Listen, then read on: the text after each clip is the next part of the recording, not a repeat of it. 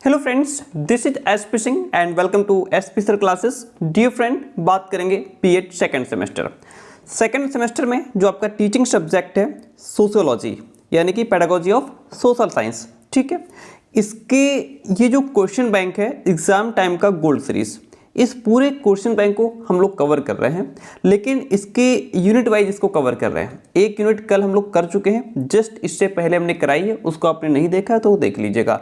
आज इसमें सिर्फ आपकी जो यूनिट सेकंड रहेगी उसी को कवर करेंगे और इसी तरीके से आपकी यूनिट 3 एंड 4 भी जल्दी ही करा दी जाएगी। ओके, तो आज यूनिट सेकंड के क्वेश्चंस को आज हम लोग डिस्कस करेंगे। तो अगर आप चैनल पर नए हो तो सब्सक्राइब जरूर कर लीजिएगा, क्योंकि ये आपके लिए नया चैनल होगा और बहुत सारे फ्रेंड्स ने इसको सब्सक्राइब नहीं किया है तो सब्सक्राइब कर लीजिए। ठीक है, क्योंकि आपकी पेडागोजी सब्जेक्ट्स की क्लासेस आपको यही मिलने वाली हैं। पहला क्वेश्चन आपको कहता है, देखिए क्वेश्चन है कि निम्नलिखित में से कौन सा योजना पद्धति का सिद्धांत है। योजना पद्धति जो है इसके सिद्धांत, देखिए इसमें आपका अनुभव का सिद्धांत है, उद्देश्य का सिद्धांत है, क्रियाशीलता का सिद्धांत है, ये सभी सिद्धांत आपके योजना पद्धति के सिद्धांत हैं। इसलिए ऑप्शन नंबर आपका डी राइट हो जाएगा। निम्नलिखित में से कौन सा योजना विधि का पद नहीं है। परिस्थिति उत्पन्न करना, योजना का चुनाव करना और योजना का मूल्यांकन करना, ये सभी आपके योजना विधि के क्या हैं, पद हैं। लेकिन इसमें आपका योजना का निर्माण जो है ये ऑप्शन आपका गलत हो जाएगा, यानी कि ये आपका योजना विधि का पद नहीं है। ठीक है, आगे बात करते हैं। उदाहरण, प्रविधि या रीति का प्रयोग किया जाता है किसमें। छात्रों को प्रेरणा देने के लिए हम जो बच्चों को कोई टॉपिक अगर समझाना होता है, जो एग्जाम्पल के माध्यम से, उदाहरण के माध्यम से समझाया जाता है, उससे जाहिर सी बात है स्टूडेंट्स इंस्पायर भी होते हैं। विषय वस्तु को बोधगम्य बनाने के लिए, विषय वस्तु को आसान बनाने के लिए, रुचिकर बनाने के लिए भी हम एग्जाम्पल्स का यूज़ करते हैं। छात्रों के अनुभवों को विकसित करने के लिए, इन सभी चीज़ों को डेवलप करने के लिए हम उदाहरण प्रविधि यानी कि क्लास में किसी भी टॉपिक को लेकर के उदाहरण दिया जाता है। ठीक है, तो ऑप्शन नंबर इसमें डी आपका राइट हो जाएगा, क्योंकि यहाँ पे सारे ऑप्शन आपके सही हैं। समाजीकृत अभिव्यक्ति पद्धति के द्वारा छात्रों में किसका विकास होता है। तो समाजीकृत अभिव्यक्ति पद्धति के द्वारा छात्रों में प्रेरणा शक्ति का विकास होता है, आत्मनिर्णय करने का भी विकास होता है और यानी कि बालक सेल्फ डिसीजन ले सकता है, उसके अंदर सेल्फ कॉन्फिडेंस भी बढ़ जाता है। ये सारी ही चीज़ें जो है इसमें डेवलप होती हैं, तो इसलिए ऑप्शन नंबर डी आपका राइट रहेगा। सूक्ष्म शिक्षण का विकास किसने किया था, आप सभी को पता है सूक्ष्म शिक्षण का विकास आपके एलन ने किया था। Option C is the right one. सूक्ष्म शिक्षक को प्रयुक्त करते हैं किसमें करते हैं, तो सूक्ष्म शिक्षक आपका प्रशिक्षण प्रविधि और पृष्ठपोषण प्रविधि फीडबैक में भी इसको जो है यूज़ किया जाता है, प्रयोग किया जाता है। Option C. सूक्ष्म शिक्षण की मुख्य अवस्था क्या है। सूक्ष्म शिक्षण की मुख्य अवस्था आपकी ज्ञान प्राप्ति है, कौशल का अधिग्रहण है, अंतरण है, ये सभी सूक्ष्म शिक्षण की मुख्य अवस्थाएं हैं। सूक्ष्म शिक्षण का उपयोग करते हैं, सूक्ष्म शिक्षण का उपयोग टीचिंग स्किल्स को डेवलप करने के लिए माइक्रो टीचिंग का यूज़ किया जाता है। पृष्ठपोषण का मुख्य काम क्या होता है, यानी फीडबैक जो देते हैं उसका काम क्या होता है, उसका काम होता है स्व उपक्रम करना, गति उत्पन्न करना और नियंत्रण करना। इसलिए यहाँ पे जब तीनों ऑप्शन सही होते हैं तो हम ऑप्शन नंबर डी को टिक करते हैं। पृष्ठपोषण का मूल स्रोत क्या है, पृष्ठपोषण जो फीडबैक दिया जाता है उसका मूल स्रोत, मूल सोर्स उसका क्या है, प्रशिक्षण है, ट्रेनिंग है। जब ट्रेनिंग दी जाती है तो उसमें जो गलतियां आप करते हैं वो गलतियां आपको बताई जाती हैं, है ना, वही आपका फीडबैक है। पृष्ठपोषण की अवधारणा क्या है, इसमें जो फीडबैक होता है उससे बालक के व्यवहार में परिवर्तन आता है। मनुष्य मशीन के समान, यानी कि जो कमी हुई फिर ठीक हुई, फिर कमी हुई फिर ठीक हुई, है ना। कौशल में स्वामित्व तो आता है, तो ऑप्शन नंबर डी यहाँ भी राइट हो जाएगा। सूक्ष्म शिक्षण का अर्थ होता है छोटी कक्षा होती है, 5 से 10 स्टूडेंट होते हैं और पीरियड भी छोटा होता है और पाठ्य वस्तु भी छोटी होती है, तो इसलिए ऑप्शन नंबर आपका डी यहाँ भी आपका राइट हो जाएगा। क्वेश्चन कहता है सूक्ष्म शिक्षण का उद्देश्य क्या होता है। सूक्ष्म शिक्षण का उद्देश्य होता है टीचिंग स्किल्स को डेवलप करना। ओके, सूक्ष्म शिक्षण का उपयोग किया जाता है, सूक्ष्म शिक्षण का उपयोग प्रशिक्षण संरचनाओं में किया जाता है। ओके, क्वेश्चन नंबर 15 कहता है आगमन विधि में क्या होता है, सामान्य से विशिष्ट की ओर चलते हैं या विशिष्ट से सामान्य की ओर चलते हैं। इसमें दिया है ऑप्शन ए सामान्य से विशिष्ट, जो कि गलत है। ठीक है, ये ऑप्शन यहाँ पे गलत है। जो आगमन विधि होती है, आगमन विधि में हम विशिष्ट से सामान्य की ओर जाते हैं। ध्यान रखिएगा, आगमन विधि में विशिष्ट से सामान्य की ओर जाते हैं। ओके, एंड आगे है आपका निगमन विधि। निगमन विधि में सामान्य से विशिष्ट की ओर जाते हैं। जो निगमन विधि है इसमें हम सामान्य से विशिष्ट की ओर जाते हैं। इसमें भी ऑप्शन आपका गलत दिया है। ठीक है, यहाँ पे इनको देना चाहिए था बी ऑप्शन और यहाँ पे देना चाहिए था ए ऑप्शन। ठीक है, दोनों में ही गलत है। जिस स्टूडेंट को नहीं पता है वो फिर गलत पढ़ लेते हैं। ध्यान रखिएगा, एक बार हम आपको दिखा देते हैं। देखिए, थोड़ा डिटेल में समझते हैं। ये जैसे ये है आगमन विधि आपकी, इसमें क्या लिखा है, उदाहरणों द्वारा किसी सामान्य नियम या ज्ञान को हम प्राप्त करते हैं। आगमन विधि में उदाहरणों के माध्यम से किसी सामान्य नियम को निकलवाया जाता है। आगमन विधि का जब अध्यापक प्रयोग करते हैं तो वो छात्रों को नियमों, सिद्धांतों, परिभाषाओं की परिकल्पनाएं कराने की कोशिश करते हैं। इसमें मेन 3 चीज़ें आपको याद रखनी है, जो इनके 3 सूत्र हैं आगमन विधि के। इसमें ज्ञात से अज्ञात की ओर चलते हैं, ज्ञात से अज्ञात की ओर चलते हैं, विशिष्ट से सामान्य की ओर चलते हैं, स्थूल से सूक्ष्म की ओर चलते हैं। ये इसके 3 सूत्र हैं, इसमें से कोई एक आपसे जरूर पूछ लेगा। ठीक है, तो इसको रट्टा मार लेना आप। आगे जो अब इसमें क्या होता है, आगे है आपका जैसे निगमन विधि। निगमन विधि में क्या है, निगमन विधि आगमन विधि की बिल्कुल विपरीत है। इसमें पहले छात्रों को नियम बता दिया जाता है, उसके बाद उदाहरण प्रस्तुत किया जाता है। ओके, इस निगमन विधि में नियम या सिद्धांतों की पुष्टि उदाहरणों के माध्यम से की जाती है। पहले अध्यापक छात्रों के समक्ष नियम या सिद्धांत प्रस्तुत कर उन्हें रटवाता है, उसके बाद उदाहरणों के द्वारा पुष्टि करता है। अब इसमें जो निगमन विधि है इसमें भी आपको 4 चीज़ें ध्यान रखनी है। कितनी? 4। इसमें अज्ञात से ज्ञात की ओर चलते हैं, सामान्य से विशिष्ट की ओर चलते हैं, सूक्ष्म से स्थूल की ओर चलते हैं, सिद्धांत से उदाहरण की तरफ चलते हैं। ये मेन चीज़ें उसमें 3 चीज़ें उसमें थी और 4 पॉइंट इसमें आपको ये याद रखने हैं। ठीक है, कॉन्सेप्ट क्लियर हो गया। और ये जो आप नोट्स देख रहे थे ये हमारे सिर्फ पेड स्टूडेंट्स के लिए होते हैं। उसके लिए आप हमें इस नंबर पे 9628182649 इस नंबर पे व्हाट्सएप मैसेज करके नोट्स की इन्फॉर्मेशन आप भी ले सकते हैं। कौन सी विधि छात्र केंद्रित नहीं है? देखिए, जहाँ छात्र एक्टिव नहीं है वो विधि छात्र केंद्रित नहीं होती है। जैसे परियोजना विधि में छात्र एक्टिव होता है, समस्या को समाधान करते समय वो एक्टिव होता है, एक्सप्लोर करते टाइम खोज विधि में भी एक्टिव होता है, लेकिन व्याख्यान विधि में टीचर एक्टिव होता है, बालक पैसिव होता है। इसलिए यह छात्र केंद्रित नहीं है, ये विधि आपकी शिक्षक केंद्रित है। पाठ्य सहगामी क्रियाओं के द्वारा निम्नलिखित में से कौन सा विकास होता है? तो पाठ्य सहगामी क्रियाओं के द्वारा शारीरिक विकास होता है, मानसिक विकास होता है और भावात्मक विकास होता है। Option D is the right one. शिक्षा प्रक्रिया का प्रमुख अंग क्या है? शिक्षा प्रक्रिया के प्रमुख अंग आपका पाठ्यक्रम है, पाठ्यपुस्तकें हैं, पाठ्य सहगामी क्रियाएं हैं। ये सभी शिक्षा प्रक्रिया के प्रमुख अंग हैं। Option D is the right one. पाठ्य सहगामी क्रियाओं का उद्देश्य क्या है? जो पाठ्य सहगामी क्रियाएं हैं इनका उद्देश्य छात्रों का स्वशासन, छात्रों को स्वशासन का अनुभव प्रदान करना, छात्रों का सर्वांगीण विकास करना, अवकाश का सदुपयोग करना, खाली समय का सदुपयोग करना, ये सभी पाठ्य सहगामी क्रियाओं के उद्देश्य हैं। ऑप्शन डी इसमें आपका राइट हो जाएगा। निम्नलिखित में से कौन सी क्रिया पाठ्य सहगामी क्रिया से संबंधित नहीं है? तो कृषि कार्य, भ्रमण, विज्ञान क्लब या पर्यटन। तो क्या बताया गया है कि पाठ्य सहगामी क्रिया से कौन संबंधित नहीं है? पहले तो हम आपको बता दें कि पाठ्य सहगामी क्रियाएं क्या होती हैं। देखिए, पाठ्य सहगामी क्रियाओं से मतलब उन क्रियाओं से होता है जो पाठ्यक्रम के साथ साथ विद्यालय में कराई जाती हैं। इन क्रियाओं का उतना ही महत्व होता है जितना कि कक्षा में पढ़ाई जाने वाली पाठ्यवस्तु। इन क्रियाओं को ही पाठ्य सहगामी क्रियाएं कहा जाता है। अब इसमें कह रहा है कि कौन इससे संबंधित नहीं है, तो इसमें आपका जो कृषि कार्य है वो इससे संबंधित नहीं है, क्योंकि भ्रमण है, पर्यटन है, विज्ञान क्लब है। जब हम बच्चों को घुमाने ले जाते हैं तो वहाँ भी बच्चा एक्टिव होकर के सीखता है ना। तो इसमें कृषि कार्य आपका इसमें इंक्लूड नहीं होगा। शैक्षिक पर्यटनों से छात्रों में निम्न में से क्या विकास होता है? देखिए, जो शैक्षिक पर्यटन है ना, तो जो पर्यटन है ये तो शिक्षा से संबंधित है भाई। इसमें हम बच्चों को ले करके जाते हैं ताकि बच्चा प्रत्यक्ष रूप से अपनी ज्ञानेंद्रियों का प्रयोग करके वो अपने अधिगम को स्थायी कर सके। शैक्षिक पर्यटनों से छात्रों में जो है सौंदर्यानुभूति की क्षमताओं का विकास होता है, सहयोग की भावना आती है, छात्रों के ज्ञानात्मक और भावात्मक पक्ष का विकास होता है। इसलिए ऑप्शन नंबर इसमें आपका डी राइट हो जाएगा।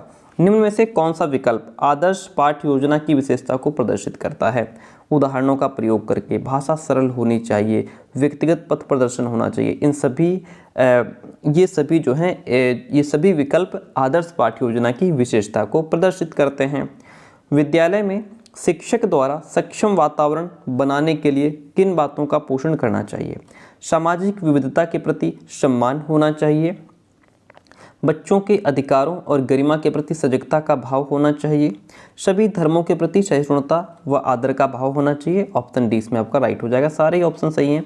छात्रों में सृजनात्मक का निर्माण करने के लिए छात्रों को प्रोजेक्ट काम देना चाहिए। क्या? अगर बच्चे को क्रिएटिव बनाना है तो उसके लिए उसको प्रोजेक्ट काम देना चाहिए। कक्षा में जिसमें वो खुद करके सीखे। कक्षा में सामाजिक रूप से उपेक्षित बच्चों के प्रोत्साहन के लिए आप क्या करेंगे? समाज की बुराइयों को कम करने एवं अच्छाइयों को प्रोत्साहन करने के लिए कहेंगे। जो बुराइयां हैं उनको कम किया जाए, जो समाज की अच्छाइयां हैं उनको और ज़्यादा इम्प्रूव किया जाए। सामाजिक विज्ञान के अध्यापक को छात्रों को क्या देना चाहिए? संस्कारी व्यवस्था, समाज के निर्माण के लिए उपयुक्त सभी प्रकार का ज्ञान, ऐसा ज्ञान जो समाज का हर तरीके से विकास कर सके, समाज का निर्माण कर सके, है ना। इस प्रकार का ज्ञान हम बालकों को देंगे। सामाजिक विज्ञान विषय की विषय वस्तु के शिक्षण में बालक को अवधारणात्मक समझ विकसित की जाए तो बालक में कौन सा परिवर्तन परिलक्षित नहीं होगा? तो इसमें जो है रटने की क्षमता का विकास नहीं होगा, है ना। और रटने की जो क्षमता है उसको विकसित करना भी नहीं है। क्वेश्चन नंबर 29 इस सामाजिक विज्ञान के अध्यापक का उद्देश्य क्या होना चाहिए? सामाजिक विज्ञान के अध्यापक का उद्देश्य होना चाहिए सामाजिक समरसता का विकास करना, सामाजिक व्यवस्था का नवनिर्माण करना, सामाजिक समस्याओं का समाधान ढूंढना। ये सभी उद्देश्य होने चाहिए सामाजिक विज्ञान के अध्यापक के। सामाजिक अध्ययन शिक्षण का मुख्य उद्देश्य छात्रों में निम्नलिखित भावना का विकास करना है। कौन सी भावना? राष्ट्रीयता की भावना का विकास करना है। निम्नलिखित में से कौन सा ऐसा विषय है जो सामाजिक अध्ययन को विषय वस्तु प्रदान नहीं करता? देखिए, नागरिक शास्त्र आपका सोशल साइंस में आता है, इतिहास सोशल साइंस में आता है, भूगोल सोशल साइंस में आता है, रसायन शास्त्र आपका सोशल साइंस में नहीं आता। ऑप्शन डी जो है वह आपका राइट हो जाएगा। वर्तमान स्कूल आधारित आकलन में पारंपरिक बाह्य परीक्षा की किस विशेषता को शामिल नहीं किया जाता? सुव्यवस्थित क्रमबद्ध अधिगम पर बल, अधिगम के केवल शैक्षिक पक्ष पर बल, या एक दूसरे के निकट शिक्षार्थियों, शिक्षकों और अभिभावकों के बीच सौहार्द की भावना, या फिर शिक्षार्थी की आवश्यकताओं पर विचार करना। तो इसमें जो है अधिगम के केवल शैक्षिक पक्ष पर बल, जहां केवल लगा होता है, ये ऑप्शन आपके 99% गलत हो जाते हैं। ठीक है, केवल अधिगम पर बल नहीं है, बालक के हर तरीके के डेवलपमेंट पर बल है। ऑप्शन 20 में आपका गलत हो जाएगा, यानी कि सही हो जाएगा क्योंकि गलत है। शिक्षक द्वारा पाठ पढ़ाने के लिए तैयार की गई योजना क्या कहलाती है? सीधी सी बात है, इसको हम पाठ्य योजना कहते हैं। प्रभावी इफेक्टिव पाठ्य योजना के लिए पहली और सबसे महत्वपूर्ण चीज़ क्या ध्यान रखनी है? आपको उस विषय वस्तु का पूर्ण ज्ञान होना चाहिए। जो सब्जेक्ट आप पढ़ा रहे हैं क्लास में, जिसकी पाठ्य योजना आप तैयार कर रहे हैं, उस पर आपकी अच्छी पकड़ होनी चाहिए, तभी आप बच्चे को मल्टीपल वे में समझा पाएंगे। निम्नलिखित में से कौन सा इकाई योजना का लाभ नहीं है? तो इसमें यह बताया गया है कि ये छात्रों को उनके शिक्षण अधिगम के अनुभवों को प्रतिबंधित करने में मदद करती है। भाई, प्रतिबंधित करने में मदद नहीं करती है ना, ये इसका लाभ नहीं है। ऑप्शन आपका इसमें डी राइट हो जाएगा। शिक्षक द्वारा पाठ पढ़ाने के लिए तैयार की गई योजना को पाठ्य योजना कहते हैं। सिंपल सी बात है। डैश ने एक पाठ्य योजना का विचार दिया। किसने दिया? जॉन हर्बर्ट ने पाठ्य योजना का विचार दिया। किसने? जॉन हर्बर्ट ने। क्वेश्चन कहता है, बहुत बड़ा क्वेश्चन है, एक प्रस्तावना कथन एक छात्र को एक नई अवधारणा को सीखने में कैसे मदद करता है? ये छात्र को कक्षा में सतर्क रहने में मदद करता है और ये जानने के लिए कि क्या सिखाया जा रहा है, क्योंकि जब हम प्रस्तावना जो प्रस्तावना प्रश्न होते हैं वो पूछते हैं तो बच्चा उससे एक्टिव हो जाता है ना। उसको लगता है कि टीचर कहीं हमसे ना पूछ ले। दूसरी बात, जब हम पूछते हैं प्रस्तावना प्रश्न तो बच्चा ये भी समझ जाता है कि हमारा टॉपिक क्या है, हम क्या पढ़ने जा रहे हैं, वो उसके लिए अपना माइंडसेट कर लेता है। सूक्ष्म शिक्षण अध्यापन नियंत्रित अभ्यास का सूत्र है जिसमें एक विशिष्ट अध्यापन व्यवहार को नियंत्रित दशाओं में सीखना संभव है। सूक्ष्म शिक्षण की जो परिभाषा है वो आपके एलन और ईव ने दी है। किसने? एलन और ईव ने दी है। अध्यापक का सहमति में सिर हिलाना किस पुनर्बलन के अंतर्गत आता है? तो अध्यापक का सहमति में सिर हिलाना कि हाँ हाँ ठीक है, इसका मतलब है सकारात्मक अशाब्दिक पुनर्बलन। सकारात्मक यानी कि आपकी बात को स्वीकार कर लिया गया। अशाब्दिक का मतलब हुआ कि बिना बोले खाली सिर हिलाना, यानी कि वहाँ पे शब्दों का यूज नहीं हुआ, ये अशाब्दिक हो गया। पुनर्बलन का मतलब रीइंफोर्समेंट, यानी कि गुड, शाबाश, अच्छा, ये सभी आपका रीइंफोर्समेंट में आता है। ठीक है, तो ऑप्शन नंबर यहाँ पे बी आपका राइट हो जाएगा। सूक्ष्म शिक्षण चक्र की अवधि क्या है? जो माइक्रो टीचिंग होती है वो कितनी देर चलती है? वह आपकी 36 मिनट की होती है। इकाई योजना का पद इसमें कौन सा नहीं है? प्रस्तावना प्रश्न लिखना इकाई योजना का पद नहीं है। फिर क्वेश्चन कहता है कि प्राथमिक स्तर पर बच्चों की भाषा प्रयोग की क्षमता संबंधी रिकॉर्ड तैयार करने के उपरांत कौन सा कार्य सबसे अधिक महत्वपूर्ण होता है? तो इसमें जो है प्राथमिक स्तर की बात हो रही है। बच्चों की भाषा प्रयोग की क्षमता संबंधी रिकॉर्ड तैयार करने के उपरांत जो है रिपोर्टिंग करना सबसे अधिक महत्वपूर्ण काम होता है। विद्यार्थियों की भाषाई कौशलता को बेहतर बनाने में सबसे अधिक सहायक आपका भाषा प्रयोगशाला है। क्या है? भाषा प्रयोगशाला है।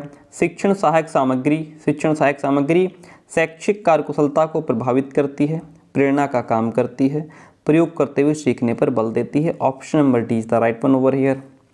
क्वेश्चन कहता है कि शिक्षण सहायक सामग्री शिक्षण अधिगम प्रक्रिया को प्रभावित करती है अनावश्यक प्रयोग करने पर और आवश्यकता के अनुसार प्रयोग करने पर, है ना। ये कहता है कि शिक्षण सहायक सामग्री जो है जो टीचिंग लर्निंग प्रोसेस होता है उसको इफेक्टिव करती है, उसको जो है क्या करती है? प्रभावित करती है। एक सेकंड प्लीज। क्वेश्चन था हमारा शिक्षण सहायक सामग्री शिक्षण अधिगम प्रक्रिया को प्रभावित करती है आवश्यकता के अनुसार प्रयोग करने पर। ठीक है, ऐसा नहीं कि अनावश्यक प्रयोग करने पर जो है प्रभावित कर रही है, आवश्यकता के अनुसार प्रयोग करने पर जो है ये उसमें प्रभावित करती है। प्राथमिक भाषा की शिक्षा में कौन सी शिक्षण सहायक सामग्री सबसे अधिक प्रभावी है? तो चित्र एवं नमूने, बच्चों को जब हम चित्र दिखाते हैं तो ये प्राथमिक भाषा की कक्षा में ज़्यादा इंपॉर्टेंट होता है। प्राथमिक स्तर पर शिक्षक द्वारा वर्णमाला पढ़ाने के लिए चित्र या नमूनों का प्रयोग करना जो है ये ज्ञान को स्थायित्व प्रदान करने में सहायक होता है। भाषा सीखने में समृद्ध वातावरण का निर्माण करता है। शिक्षण में कुशलता भी इससे आती है। ऑप्शन डी आपका राइट हो जाएगा। श्रव्य दृश्य साधनों के प्रयोग का तर्क आधार इस पर आधारित नहीं करता कि इससे अधिगम परिपक्व होता है। बच्चों की कल्पना शक्ति व सृजन क्षमता को विकसित करने में जो सहायक है वो आपका फ्लैनल बोर्ड है। क्या है? फ्लैनल बोर्ड है।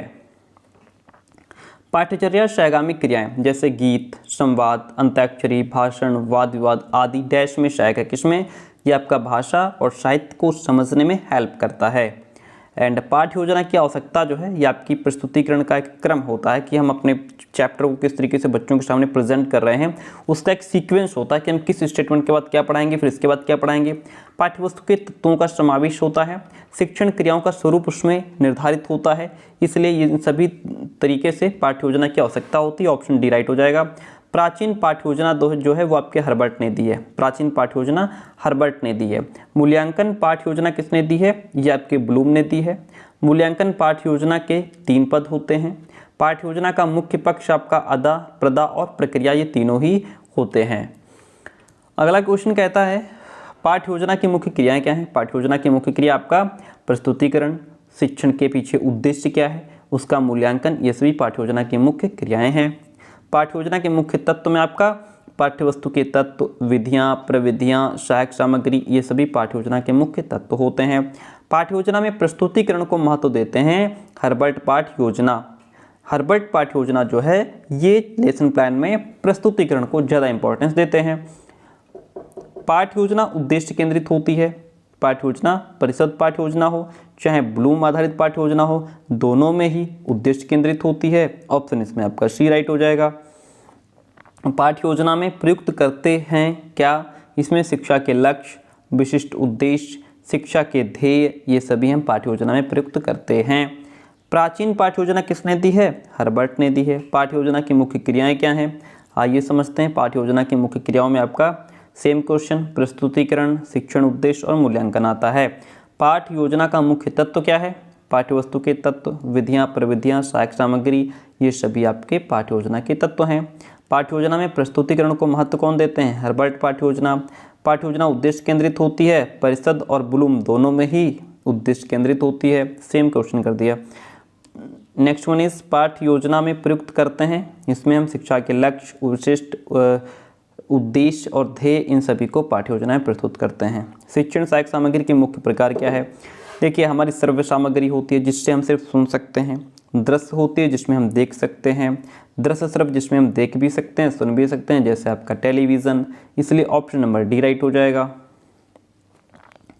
दृश्य श्रव्य सहायक सामग्री का उपयोग जो है वो आपका शिक्षण को रोचक बनाने में, एक से अधिक इंद्रियों को सक्रिय करने में, शिक्षण कौशलों का विकास करने में है। दृश्य श्रव्य सहायक सामग्री का हम प्रयोग करते हैं। श्रव्य सहायक सामग्री का उपयोग किसमें करते हैं? जो श्रव्य सहायक सामग्री होती है जिसमें हम सिर्फ सुन सकते हैं, उसका प्रयोग शुद्ध उच्चारण करने में करते हैं कि हम चीज़ों को सुन करके उसको सही प्रोनाउंस कर पाएंगे उसको। दृश्य सहायक सामग्री का उपयोग किसमें होता है? जो दृश्य सहायक सामग्री होती है जब देखते हैं तो हम शुद्ध लिख सकते हैं। सूक्ष्म शिक्षण का विकास किसने किया? एलन ने। सूक्ष्म शिक्षण को प्रयुक्त करते हैं किसमें? तो इसमें प्रशिक्षण प्रविधि में और पृष्ठपोषण दोनों में ही सूक्ष्म शिक्षण को प्रयोग किया जाता है। सूक्ष्म शिक्षण की मुख्य अवस्था क्या है? सूक्ष्म शिक्षण की मुख्य अवस्था आपकी ज्ञान प्राप्ति, कौशल का अधिग्रहण, अंतरण, ये सभी सूक्ष्म शिक्षण की मुख्य अवस्थाओं के अंतर्गत आते हैं। सूक्ष्म शिक्षण का उपयोग करते हैं किसमें? शिक्षण कौशल में, टीचिंग स्किल्स में हम सूक्ष्म शिक्षण का उपयोग करते हैं। पृष्ठपोषण का मुख्य कार्य क्या होता है? पृष्ठपोषण का मुख्य कार्य होता है शोधक्रम, गति उत्पन्न करना, नियंत्रण करना, ये सभी हो जाएगा। पृष्ठपोषण की अवधारणा क्या है? व्यवहार में परिवर्तन लाना, मनुष्य मशीन के समान है, कौशल में स्वामित्व लाना, ये सभी पृष्ठपोषण की अवधारणाएं हैं। सूक्ष्म शिक्षण का अर्थ क्या होता है? लघु कक्षा होती है, लघु शिक्षण कालांश होता है, लघु पाठ्य वस्तु होती है। Option D. पता नहीं डबल क्वेश्चन क्यों कर देते हैं, ये क्वेश्चन तो हम लोग अभी पढ़ रहे थे पहले। सूक्ष्म शिक्षण का उपयोग जो है वो आपका प्रशिक्षण संस्थाओं में किया जाता है। सूक्ष्म शिक्षण का सुझाव सर्वप्रथम किस व्यक्ति ने दिया था? यह आपके कीथ एचिसन ने दिया था। सूक्ष्म शिक्षण उपागम का नामकरण किस व्यक्ति ने किया था? यह आपके एलन ने किया था। सूक्ष्म शिक्षण का मूल सिद्धांत क्या है? इसमें मूल सिद्धांत है एक समय में एक कार्य का सिद्धांत, पुनर्बलन और प्रतिपुष्टि का सिद्धांत, निदान एवं उपचार का सिद्धांत, ये सभी सूक्ष्म शिक्षण के मूल सिद्धांत हैं। ऑप्शन डी आपका राइट हो जाएगा। सूक्ष्म शिक्षण द्वारा शिक्षकों को किन कौशलों में प्रशिक्षित किया जाता है? सूक्ष्म शिक्षण के द्वारा टीचर्स को प्रश्नोत्तर में, कथन में, श्यामपट्ट का प्रयोग कैसे करना है, इन सभी तरीके के स्किल्स को डेवलप करने में माइक्रो टीचिंग का यूज किया जाता है। सूक्ष्म शिक्षण द्वारा शिक्षकों में एक समय में कितने शिक्षण कौशल का? तो एक समय में एक जो है टीचिंग स्किल्स को डेवलप करने का काम किया जाता है। सूक्ष्म शिक्षण की समय अवधि सामान्यतः कितनी होती है? 5 से 10 मिनट। तो 10 मिनट टिक कर दीजिए आप। पाठ्य योजना का मुख्य पक्ष क्या होता है? इसमें आपका अदा, प्रदा, प्रक्रिया, तीनों ही पाठ्य योजना के मुख्य पक्ष होते हैं। RCEM सिस्टम में ज्ञान को कितनी मानसिक योग्यताओं के रूप में प्रस्तुत किया गया है?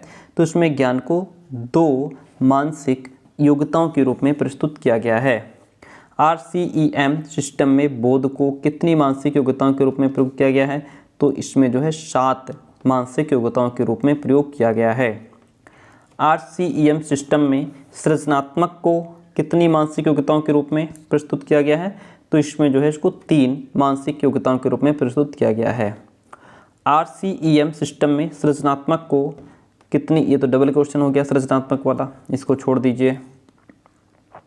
क्वेश्चन कहता है पोर्टफोलियो क्या है? पोर्टफोलियो बच्चों की क्रमिक प्रगति की जानकारी देने का काम करता है। शिक्षण सहायक सामग्री क्या है? शिक्षण कुशलता को प्रभावित करती है, प्रेरणा का काम करती है, प्रयोग करते हुए सीखने पर बल देती है। तो ये हमारा टीचिंग लर्निंग जो प्रोसेस, जो सामग्री होती है उसका काम होता है। श्रव्य दृश्य साधनों के प्रयोग का तर्क आधार इस पर आधारित नहीं करता कि इससे अधिगम परिपक्व होता है। बच्चों की कल्पना शक्ति व सृजन क्षमता को विकसित करने में जो सहायक है वो आपका फ्लैनल बोर्ड होता है। क्या होता है? फ्लैनल बोर्ड होता है। पाठ्यचर्या सहगामी क्रियाएं जैसे गीत, संवाद, अंत्याक्षरी, वही क्वेश्चन आ गया। ये भाषा और साहित्य को समझने में मदद करता है। अनुदेशन का तात्पर्य क्या होता है? अनुदेशन का मतलब होता है सूचनाएं प्रदान करना। अनुदेशन का मतलब होता है सूचनाएं प्रदान करना। अनुदेशात्मक प्रारूप को क्या कहते हैं? आपका प्रशिक्षण तकनीकी, प्रणाली विश्लेषण, पृष्ठपोषण सिद्धांत, ये हमें अनुदेशात्मक प्रारूप के अंतर्गत आते हैं। अंतःक्रिया अवस्था के अंतर्गत क्या आता है? अंतःक्रिया अवस्था के अंतर्गत आपका शिक्षण का संगठन, शिक्षा का मार्गदर्शन और ये दोनों ही चीज़ें आ जाती हैं। उत्तर क्रिया अवस्था के अंतर्गत क्या आता है? इसमें आपका शिक्षण का नियंत्रण आ जाता है। अनुदेशन द्वारा उद्देश्य की प्राप्ति होती है। अनुदेशन द्वारा भावात्मक, ज्ञानात्मक, क्रियात्मक इन सभी प्रकार के उद्देश्यों की प्राप्ति हो जाती है। प्रोजेक्ट विधि के जन्मदाता आपके किलपैट्रिक हैं। ठीक है, प्रोजेक्ट वह सहृदय उद्देश्यपूर्ण कार्य है जो सामाजिक वातावरण में पूर्ण संलग्नता से किया जाए। यह परिभाषा प्रोफेसर किलपैट्रिक की है। प्रोजेक्ट एक समस्या मूलक कार्य है जो अपनी स्वाभाविक परिस्थितियों के अंतर्गत पूर्णता को प्राप्त करता है। यह परिभाषा प्रोफेसर स्टीवेंसन की है। किलपैट्रिक ने प्रोजेक्ट के कितने प्रकार बताए हैं? किलपैट्रिक ने प्रोजेक्ट के 4 प्रकार बताए हैं। प्रोजेक्ट पद्धति का पहला पद क्या होता है? प्रोजेक्ट पद्धति का पहला पद आपका परिस्थिति का निर्माण करना होता है। प्रोजेक्ट पद्धति में जो विशेषता होती है, प्रोजेक्ट पद्धति में विशेषता जो है वो आपकी मनोवैज्ञानिक विधि, स्वयं करके सीखने पर आधारित, प्राप्त ज्ञान जो है वो स्थायी हो जाता है। ये सभी प्रोजेक्ट पद्धति की विशेषताएं हैं। ओके, यानी कि जो प्रोजेक्ट पद्धति है ये मनोवैज्ञानिक विधि पर आधारित है। इसमें बालक खुद करके सीखता है। जब बालक खुद करके सीखता है तो उसका अधिगम स्थायी हो जाता है। J.S. ब्रूनर ने विकसित किया खोज व्यूह रचना का विकास J.S. ब्रूनर ने किया था।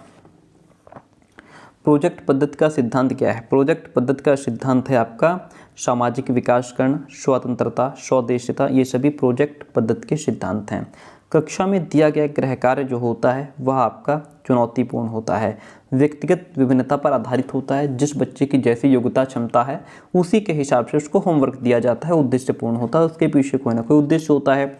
अनुदेशन प्रारूप तकनीक में प्रयोग किया गया शब्द साइबरनेटिक्स ग्रीक भाषा के काइबरनेटिक्स से बना है, जिसका मतलब होता है प्रशासक और पायलट। उद्देश्यों को व्यवहारिक रूप में लिखने की विधि प्रतिपादित की है किसने? मेगर ने। ठीक है, कोमल शिल्प उपागम किससे संबंधित है? ये आपका जो है कोमल शिल्प उपागम आपका दूरदर्शन, कंप्यूटर, टेप रिकॉर्डर, ये तो सभी हार्डवेयर में आ जाते हैं, है ना, कठोर शिल्प में आ जाते हैं, इसमें कोमल कोई नहीं है। बहुइंद्रिय अनुदेशन का विचार किसने दिया? एडगर डेल ने। बहुइंद्रिय अनुदेशन का विचार एडगर डेल ने दिया। व्यवसाय की विशेषता होती है आपकी सामाजिक प्रतिबद्धता से, सेवा के लिए फीस, व्यावसायिक आचार संहिता, इन सभी के लिए व्यवसाय की विशेषता होती है। अंतःक्रिया विश्लेषण विधि की जो सीमा है, इसमें यह विधि कक्षा की सभी क्रियाओं का विश्लेषण नहीं देती है तथा ये बहुत कठिन और महंगी विधि है। इस विधि में विद्यार्थी वार्ता पर कम ध्यान दिया जाता है और इसमें 10-10 का मैट्रिक्स बनाने में समय अधिक लगता है। यह विधि विषय वस्तु से स्वतंत्र होती है। ऑप्शन डी राइट हो जाएगा। ज्ञानात्मक शैक्षिक उद्देश्यों का वर्गीकरण, taxonomy of educational objectives of cognitive domain नामक पुस्तक किसकी रचना है? ये B.S. ब्लूम की रचना है। किसकी रचना है? B.S. ब्लूम की रचना है। भावात्मक उद्देश्य का संबंध छात्रों के किस गुण से होता है? यह छात्रों की रुचियों से, संवेगों से, मनोवृत्तियों, मूल्यों से, इन सभी से होता है। E.J. सिम्पसन ने क्रियात्मक उद्देश्यों को कितने स्तरों में विभाजित किया है? तो इन्होंने 5 उद्देश्यों में विभाजित किया है। B.S. ब्लूम ने भावात्मक पक्ष को विकसित करने के लिए भावात्मक उद्देश्य को कितने भागों में विभाजित किया है? तो इन्होंने 6 भागों में विभाजित किया है। कितने भागों में? 6 भागों में विभाजित किया है। क्वेश्चन कहता है उद्देश्यों को व्यवहारिक शब्दावली में लिखने का लाभ क्या है? शिक्षण क्रियाओं को सुनिश्चित और सीमित करने में सहायता मिलती है। शिक्षण व्यूह रचना के चयन में तथा दृश्य श्रव्य सामग्री के चयन में सहायता मिलती है। परीक्षण के लिए प्रश्नों के चयन में भी सहायता मिलती है, इसलिए ऑप्शन डी राइट हो जाएगा। कार्य विश्लेषण का प्रकार नहीं है। कौन सा नहीं है? अधिगम विश्लेषण जो है कार्य विश्लेषण का प्रकार नहीं है। क्वेश्चन कहता है विचार गोष्ठी प्रविधि का गुण नहीं है। कौन सा नहीं है? प्रजातांत्रिक मूल्यों के विकास की अवहेलना करना विचार गोष्ठी यानी सेमिनार प्रविधि का गुण नहीं है। विचार गोष्ठी प्रविधि की सीमा क्या है? इसकी लिमिटेशंस क्या है? इसके दोष क्या हैं? किसी विषय के सभी टॉपिक्स के लिए सेमिनार का आयोजन नहीं किया जा सकता, बात ठीक है। इस प्रविधि को सभी शिक्षा के स्तरों पर प्रयोग नहीं कर सकते। सेमिनार के वाद विवाद काल में ऐसा देखा गया है कि इसमें कुछ ही व्यक्ति भाग लेते हैं और अपना अधिकार स्थापित कर लेते हैं। ये सभी इसके दोष हैं, ये सभी इसकी लिमिटेशंस हैं। डाल्टन विधि के प्रतिपादक कौन है? कुमारी हेलन पार्कहर्स्ट। मस्तिष्क उपलव यानी मंथन विधि के प्रतिपादक एलेक्स ऑसबोर्न है। मानदंड संबंधित परीक्षण का विकास स्टॉग ने किया है। एंड क्वेश्चन नंबर 27 इज मानक संदर्भित परीक्षण के संदर्भ में क्या सही है? तो इसके बारे में इसका लक्ष्य पाठ्यक्रम संबंधी उपलब्धियों का मापन करना है। छात्रों की उपलब्धि स्तर का मूल्यांकन समूह में स्थिरीकरण यानी मानक के रूप में किया जाता है। इस प्रकार के परीक्षण में संपूर्ण पाठ्यवस्तु पर प्रश्न सम्मिलित किए जाते हैं। ऑप्शन डी आपका राइट हो जाएगा।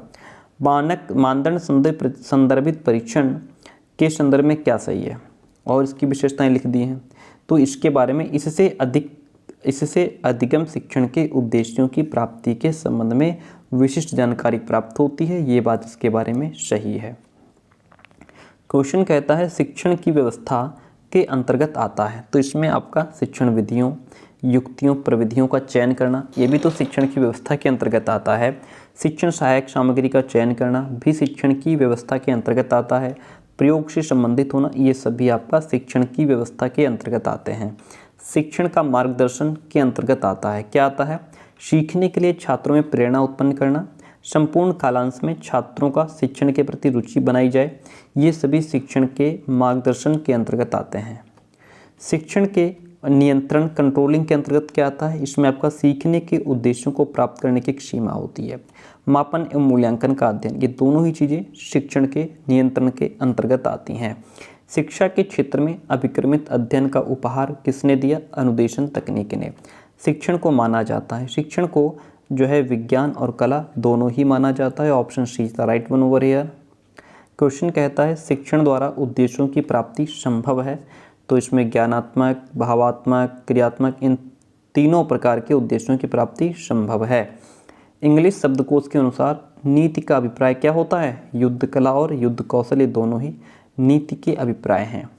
शिक्षण नीतियों का चयन किया जाता है। शिक्षण नीतियों का चयन आपका उद्देश्यों के आधार पर किया जाता है। जिस प्रकार के उद्देश्य होते हैं उसी प्रकार की शिक्षण नीतियां अपनाई जाती हैं, है ना भाई। जितना तगड़ा युद्ध उतनी तगड़ी नीति बनानी पड़ती है, उतनी तगड़ी स्ट्रैटेजी बनानी पड़ती है, रणनीति बनानी पड़ती है। शिक्षण विधियों का चयन किया जाता है। शिक्षण विधियों का चयन पाठ्यवस्तु की प्रकृति के आधार पर किया जाता है कि आखिर पाठ्यवस्तु की प्रकृति क्या है, उसी के हिसाब से टीचिंग मेथड का यूज करना है।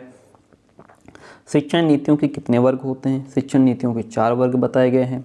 जनतांत्रिक शिक्षण नीतियों के अंतर्गत आता है आपका क्या? वाद विवाद, मस्तिष्क विप्लव, योजना पद्धति, ये सभी जनतांत्रिक शिक्षण नीतियों के अंतर्गत आते हैं। प्रभुत्ववादी शिक्षण नीतियों के अंतर्गत क्या आता है? इसके अंतर्गत आपका व्याख्यान, अभिक्रमित अनुदेशन, ट्यूटोरियल, ये सभी प्रभुत्ववादी नीतियों के अंतर्गत आते हैं। ह्यूरिस्टिक या अन्वेषण नीति के प्रतिपादक कौन है? Professor Armstrong. कौन है? Professor Armstrong. ह्यूरिस्टिक शब्द की उत्पत्ति ग्रीक भाषा के किस शब्द से हुई है? ग्रीक भाषा के ह्यूरेस्को शब्द से हुई है। ह्यूरेस्को शब्द का मतलब होता है मैं खोजता हूँ। अन्वेषण या ह्यूरिस्टिक विधि के शिक्षण क्रम को निम्न कितने सोपानों में विभाजित किया गया है? इसको 5 सोपानों में विभाजित किया गया है। अन्वेषण विधि का उपयोग किया जाता है। अन्वेषण विधि का उपयोग उच्च कक्षा में किया जाता है, जिसमें बच्चा अन्वेषण यानी कि खोज करके सीखता है। कोलंबिया विश्वविद्यालय के शिक्षा शास्त्र के प्राध्यापक किलपैट्रिक जो हैं वह जॉन डीवी के शिष्य थे, ठीक है। और वो जो इनकी जो वो विधि है, चलिए अभी आगे आएगा पॉइंट तो बताएंगे।